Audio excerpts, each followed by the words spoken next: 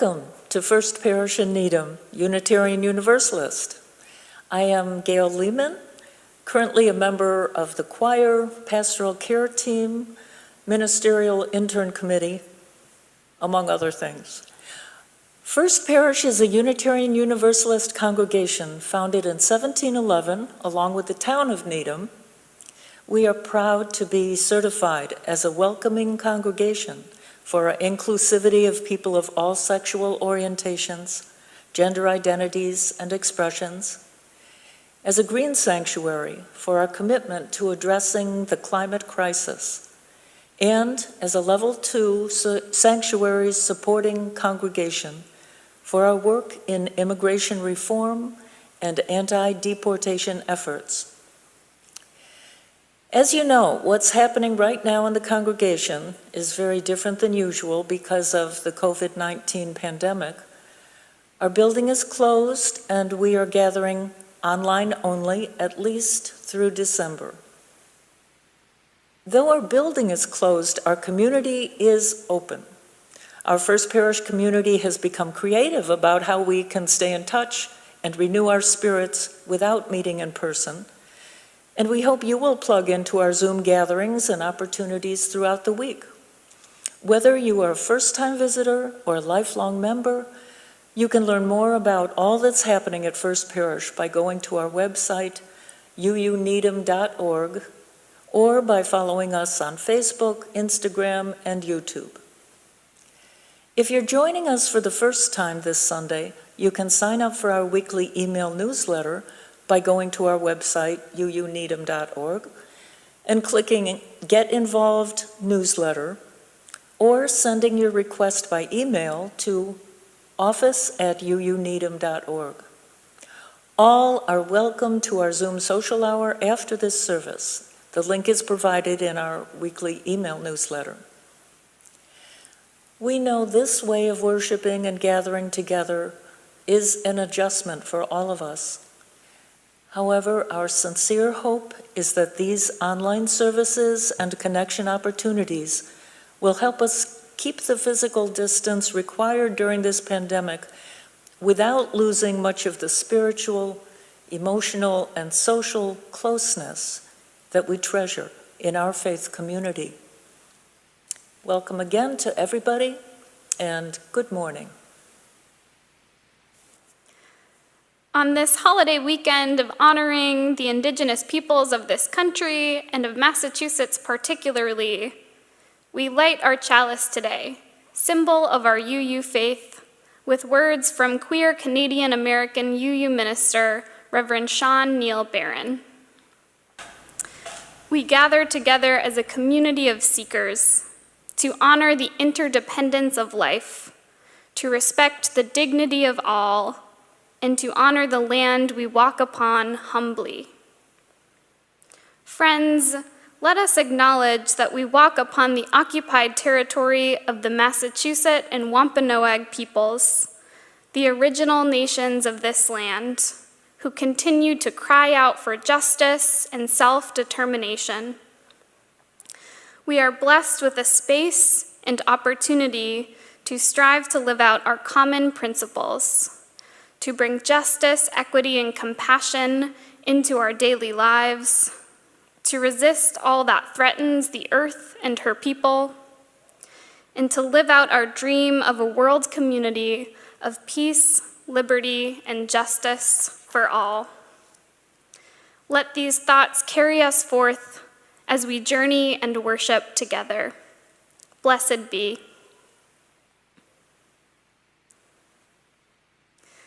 Hymn number 163, For the Earth Forever Turning, was written by Kim Olner for Paul Winter's Missa Gaia, or Earth Mass, recorded live in 1981 in the Cathedral of St. John the Divine in New York and in the Grand Canyon. Paul Winter suggested the text. He had been inspired by the blind poet on the Venus shuttle in Robert Heinlein's science fiction classic, The Green Hills of Earth. The arrangement we sing is by Unitarian Universalist songwriters Nick Page and Jim Scott. please join us in singing from home hymn number 163, For the Earth Forever Turning.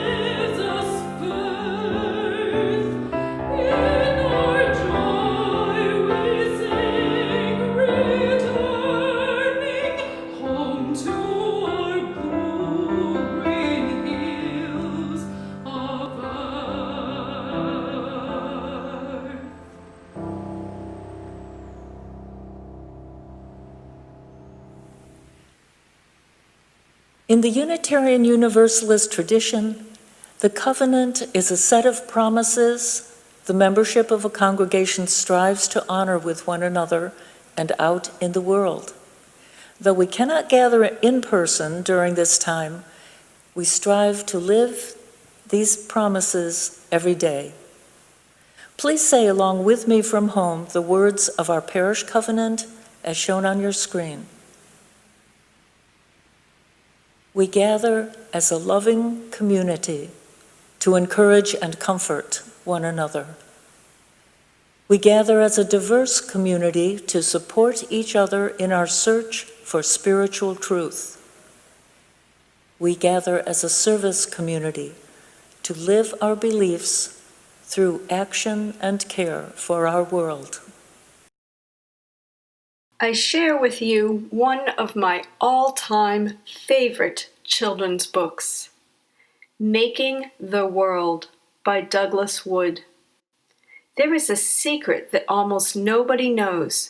I will tell it to you if you promise to tell someone else.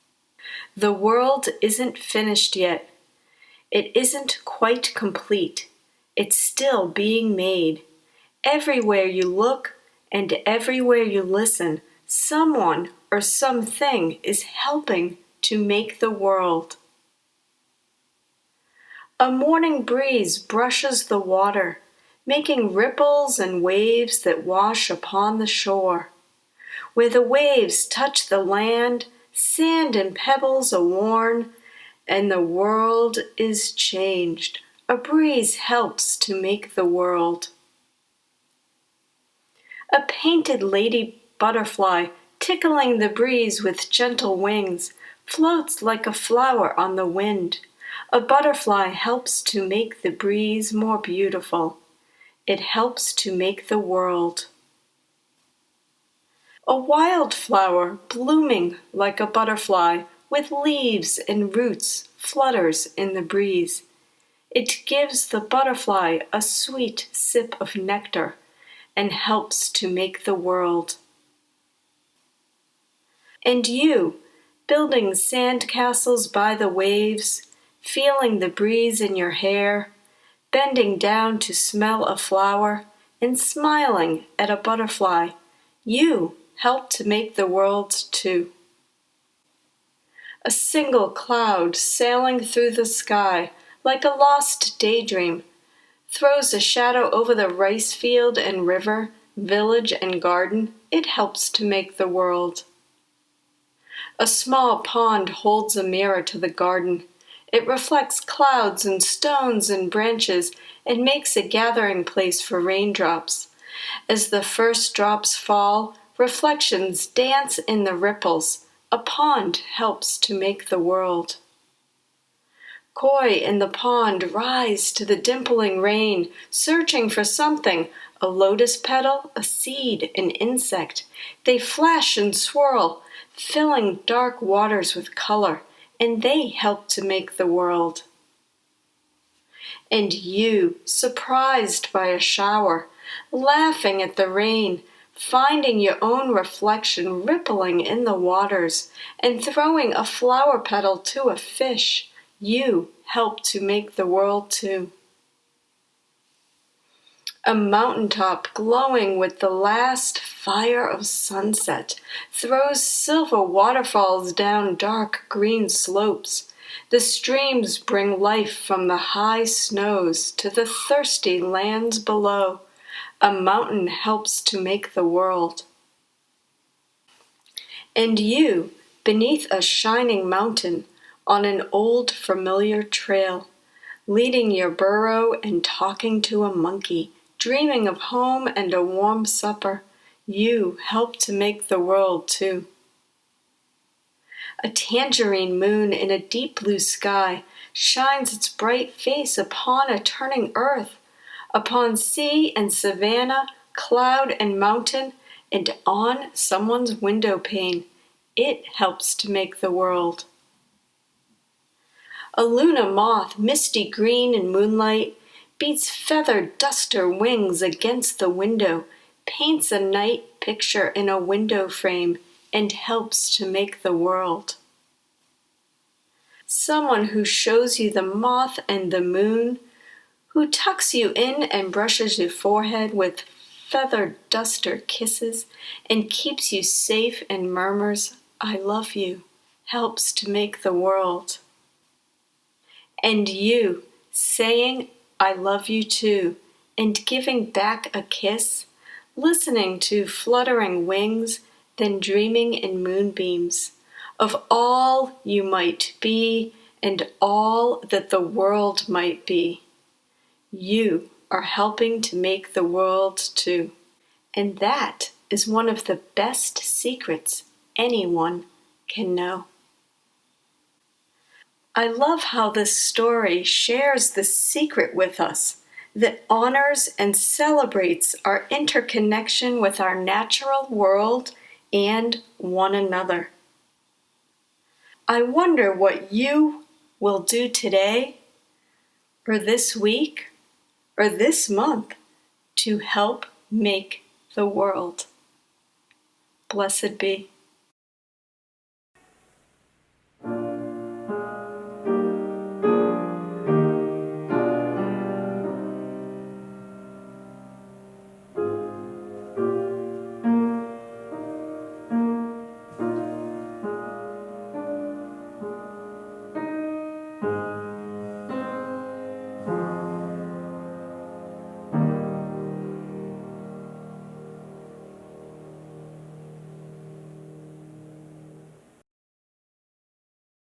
It is now time to share with one another our joys and concerns from the past week.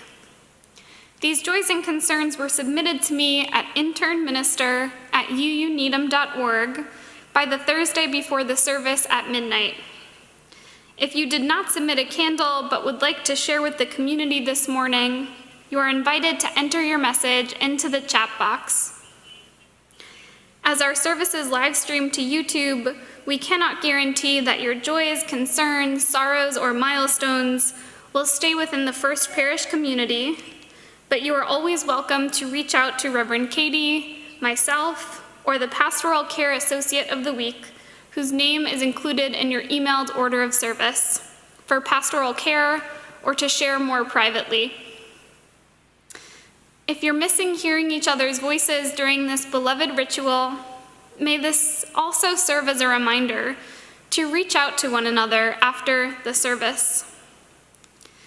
May this beloved community be sustained by your creativity and care for each other during this time.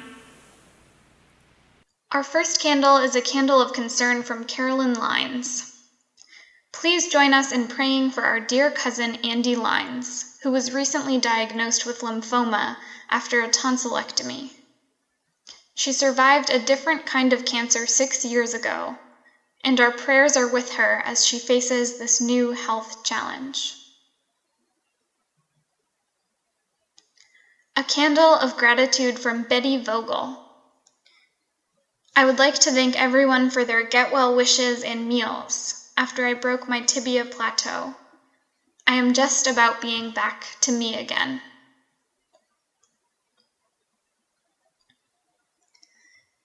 And our final candle is a candle of gratitude from Andrea Goldberg, that my husband Neil came through knee replacement surgery very well on Tuesday. Thanks to First Parish friends who offered their healing wishes. We covet those healing thoughts as he continues his recovery and his rehab. For all the joys and sorrows that we still hold in our hearts, and in acknowledging the prayers of our neighbors near and far, we light a final candle. May the peace in this sanctuary be felt too in each of your homes, as we remember that even though apart, we are still deeply connected. Amen. Let us join together now in prayer and meditation. Spirit of life and love, God of many names, we rejoice with all of you who come today in joy. We know that in times like this, we need joy and laughter if we are to continue the work that is ours to do. Our hearts are also with those who come today tired, weary, and afraid, and for the family of Jonathan Price, a 31-year-old Black man who was killed last weekend by police in North Texas at a gas station. We mourn the loss of another unarmed Black man to police violence and continue to take up the cause that all lives can't matter until Black lives matter. And on this Indigenous People Sunday, we also mourn all the Indigenous lives lost at a disproportionate rate to the COVID-19 pandemic. We stand witness to the fact that to their movements for self-determination and protecting their tribal lands, they have also had to lobby for equal protection, funding, and health care in response to the pandemic while they have already lost too many lives. May we look to this loving community for resilience and hope when our own is in short supply. May we hold each other this week from a distance in the places that feel the most tender. May we remember that even though apart, we are still deeply connected. May it be so.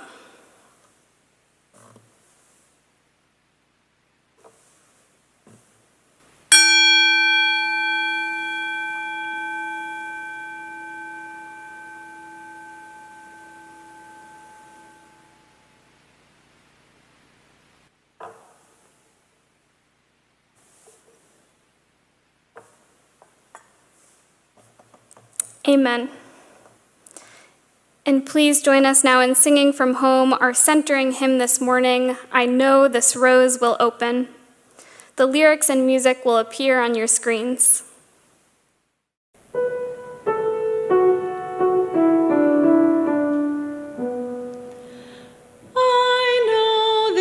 Rose will open.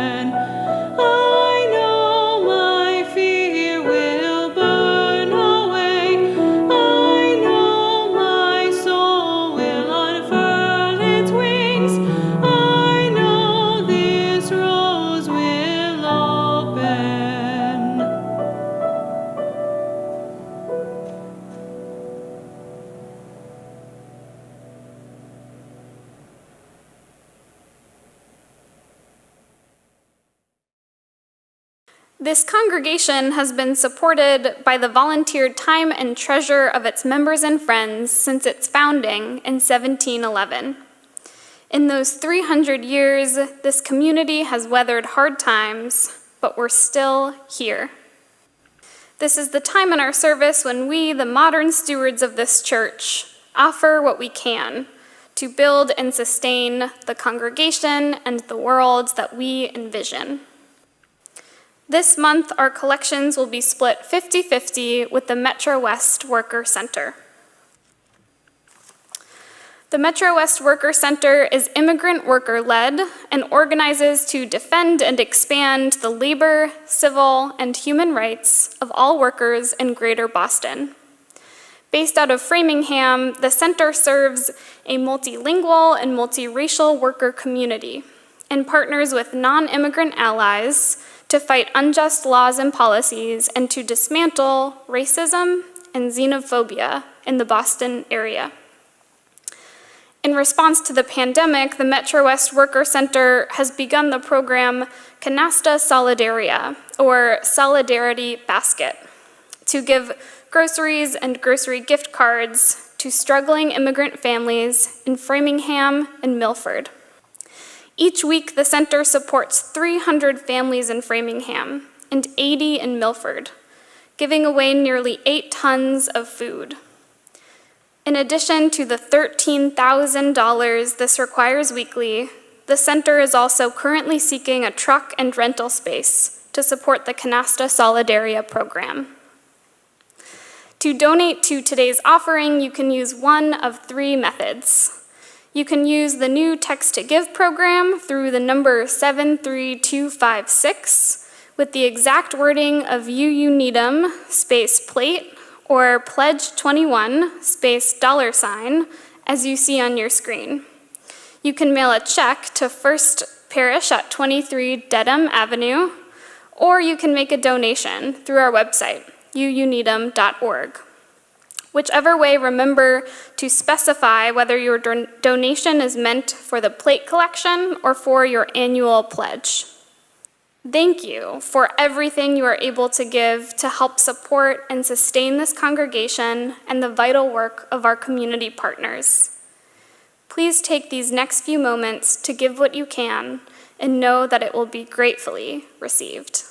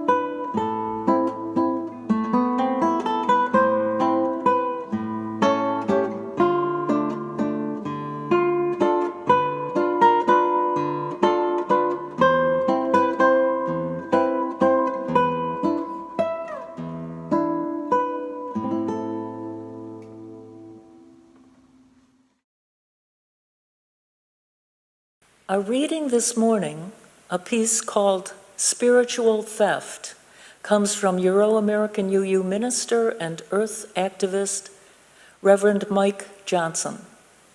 This excerpt reminds us that whenever we approach a tradition different from our own, we are walking on holy ground, and how we proceed from there matters. Non-Indigenous people who seek to reconnect with the earth must be wary of the dangerous problem of spiritual theft. On the one hand, we have much to learn from Native peoples about this land and about what it means to honor our relationship to the land. We must take our lead from those who have been living here for millennia, who have the knowledge that comes from belonging to a place. And they have shared much of their knowledge with all of us. But in our search for help, we can also do damage because of the context of the broken bonds between us, because of ongoing societal oppression and colonization. Native spiritual traditions are not for sale. They are inextricably woven into the network of relationships of Native communities and of the particular lands in which those communities live. Spirituality is a fundamental element of the Native struggle against the destruction of their cultures and homes, perhaps their most important resource to heal their own broken connections with the land and their ancestors. So, let us do our own spiritual work, research the stories of our own ancestors, learn their names and their birthplaces, trace the journeys that brought them to the land where we now reside. Learn the stories of their brokenness and their connections, and ask them to help us find our way. Here ends our reading. In her essay, The Honorable Harvest, Potawatomi botanist and author Robin Wall Kimmerer tells the story of one weekend venturing to a forest far afield from her home to harvest wild leeks. She is preparing for the return home of her two daughters, hoping that eating these leeks might renew the bonds between them and the place that they grew up, before they both head back to the places that they now live, far from home. When she arrives in those woods, she is greeted first by pink spring beauties, yellow violets, trout lilies, maple trees, and a single wood thrush. I resist the urge to answer the call of the leeks immediately, she writes, and instead address the plants the way I've been taught. I explain why I've come and ask their permission to harvest, inquiring politely if they would be willing to share. She gently digs her trowel into the earth, pulls a clump of leeks out, and separates leek from the humus and the dirt that fall away. She writes, I expected a cluster of fat white bulbs, but in their place I find ragged, papery sheaths where the bulbs should be. They look as if all the juice has already been sucked out of them, which it has. If you ask permission, you have to listen to the answer. I tuck them back into the soil and head home. I am not the vibrant leaves on the forest floor, she continues.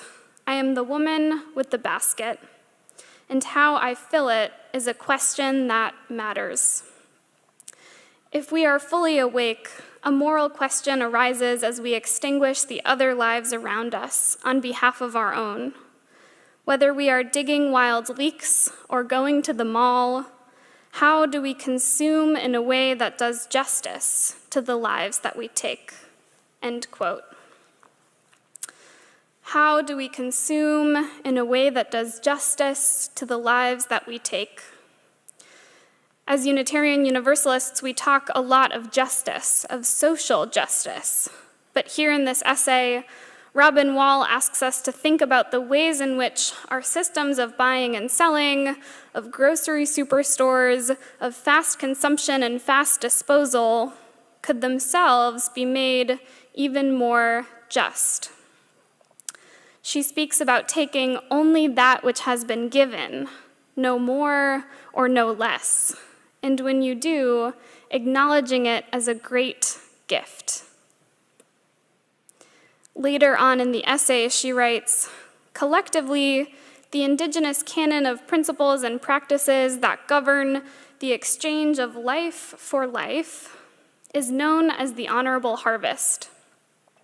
They are rules of sorts that govern our taking, shape our relationships with the natural world, and rein in our tendency to consume. That the world might be as rich for the seventh generation as it is for our own. Cautionary stories of the consequences of taking too much are ubiquitous in Native cultures, but it's hard to recall a single one in English. Perhaps this explains why we seem to be caught in a trap of overconsumption, end quote. Kimmerer is not the first to point out that one of the overwhelming features of modern American life is overconsumption, due to both the degree of complexity and confusion obscuring the origins of the foods we find in supermarkets, and the perpetual illusion that time and resources are always scarce, and that wastefulness is somehow justified. Food writer Michael Pollan talks of the vegetable industrial complex and sees supermarkets as places that obscure food chains, alienating consumers of the knowledge they'd probably rather not know about where their food comes from. But what Kimmerer and the honorable harvest remind us of is the centrality of indigenous wisdom to reclaiming that long obscured and long forgotten intimacy with food and land. The knowledge that Kimmerer has of the place where she lives is unparalleled. She knows not just what species of trees make up the canopy of that forest, but also all of the plants and wild vegetables that make up the understory. She knows that the leeks where she's digging tend to become crowded in the center of the patch, so if she's going to harvest honorably, she focuses on the patch's center, to thin the patch where it's actually helpful. She knows what type of trowel to dig with to minimize the harm done to the system of leeks and its surrounding plants. She knows where leeks have survived processes of agricultural clearing and where in her local area they have not, so that her final act of reciprocity might be replanting leeks and restoring the understory to parts of the forest where leeks have long been absent. These are ecological instructions that I just wouldn't know, having lived in the last 5 years alone in Utica, New York, North Reading, Massachusetts, Albuquerque, New Mexico, and now here down the road in Brighton. And I don't have ancestors going very many generations back in any of these places. As few as 4 generations back, all of my direct ancestors would have been in either Canada, England, Ireland, or Italy.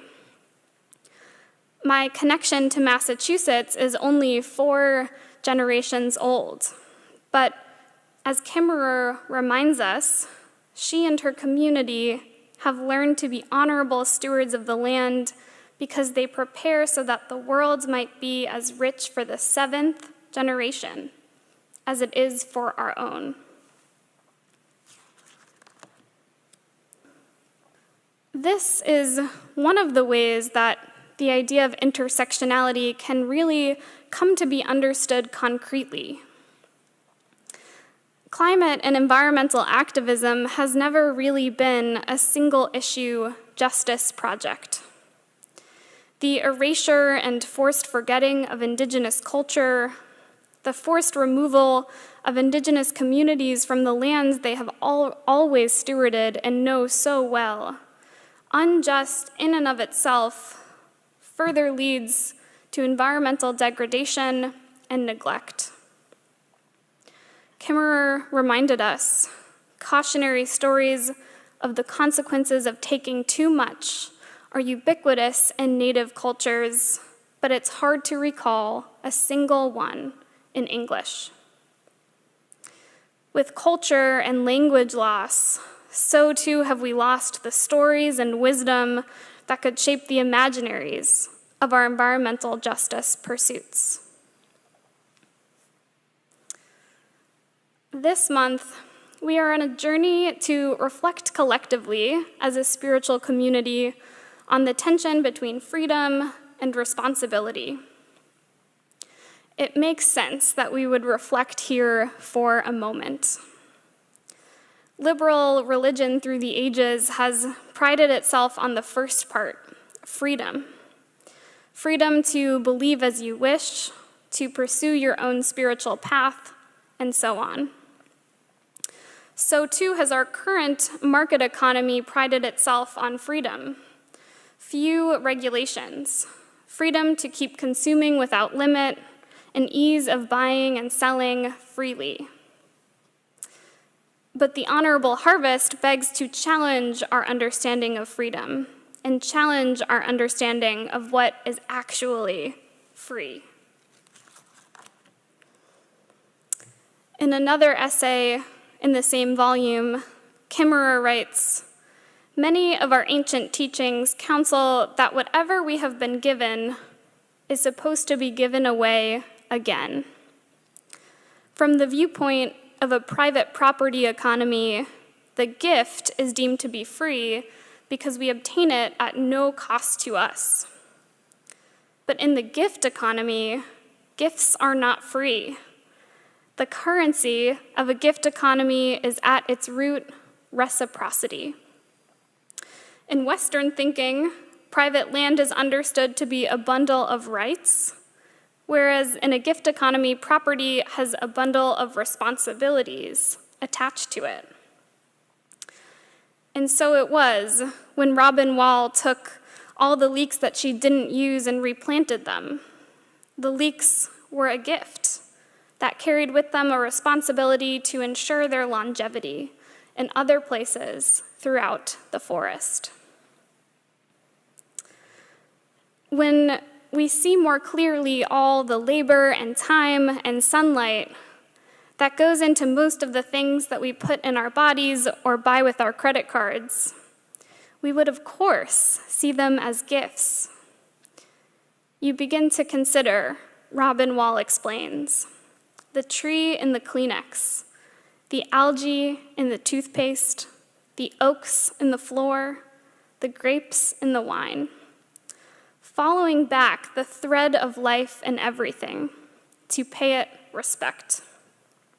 And once you start, it's hard to stop, and you begin to feel yourself awash in gifts. I love the way that she puts gratitude on wheels. She sees it as an active way of relating to the world rather than a passive, prayerful stance.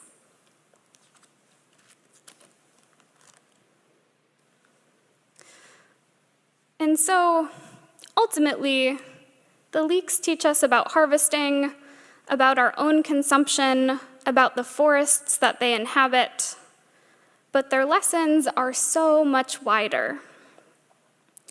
There is, it seems, a certain mindset that they encourage that governs so much more than what we eat and how we procure it. If we see what we're entangled in as Americans as a private property economy, or a market economy, or a profit economy, then we can see more clearly how the gift economy emerges as a serious alternative and poses a genuine threat to our modern ways of thinking. Its demands of us are serious, but they're also tremendously natural for us as humans. Demonstrate your gratitude by paying forward the gift. Be open to seeing the gift in everything. And replace the logic of consumption, commodity, and profit with the countercultural and much more humane logic of relationship, reciprocity, savoring what is given, asking for permission for what is not, and really, really listening to the answer. So may we, in the weeks ahead, listen to the teachings of the leeks. May we notice the tree in the Kleenex, the algae in the toothpaste, the oaks in the floor, and the grapes in the wine. If we do not live somewhere that allows us to forage and harvest on our own, may we use our dollars as a substitute, investing in businesses who act sustainably. And may we remember where all of it came from. May we have humility toward the principles of the environmental justice movement, as we have humility toward all that is given for the things that we eat and purchase. So long as an ethos of stewardship has emerged to oppose the market economy, may we remember that its origins reach way further back. The instructions and teachings, in fact, have always been there from our beloved Indigenous communities.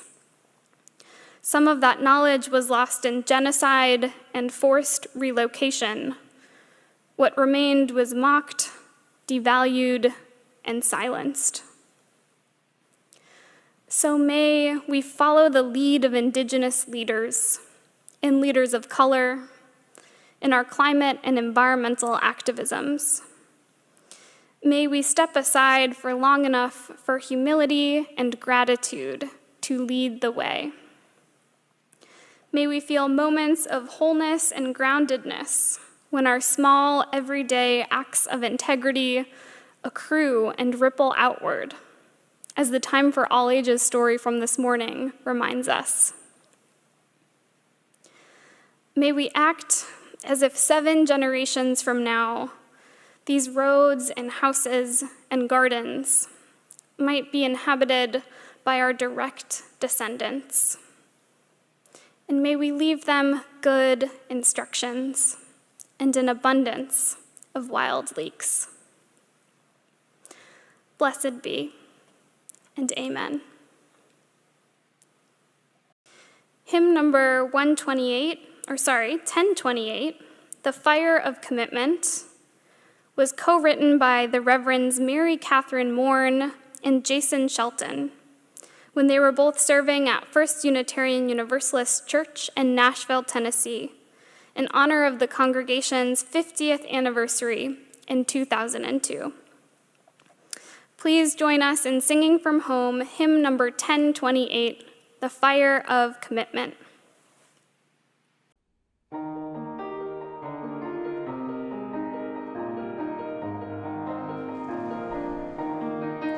From the light of days remembered burns a beacon bright and clear, guiding hands and hearts and spirits into faith set free from fear. When the fire of commitment sets our mind and soul ablaze, when our hunger and our passion meet to call us on our way, when we live with deep assurance of the flame that burns within, then our promise finds fulfillment and our future can begin.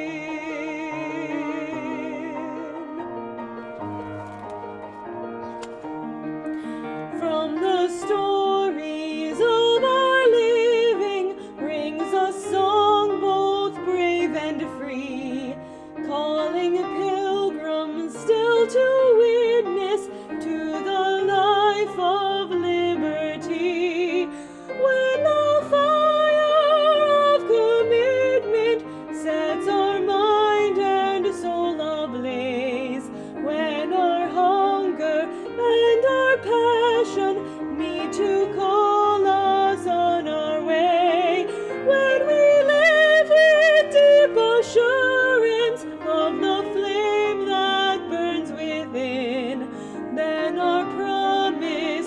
finds fulfillment, and our future can begin.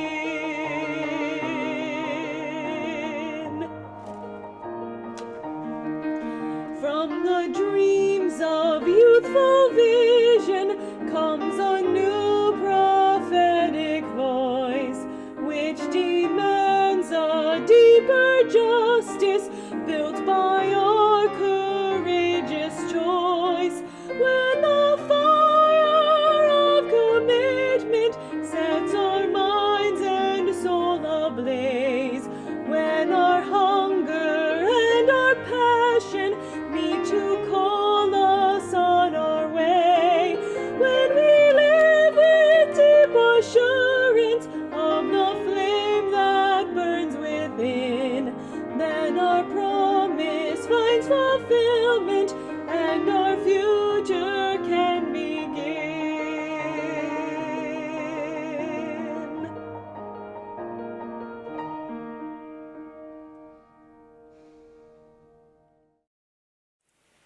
As we close our worship today, you are all invited to stay with us for our Zoom social hour.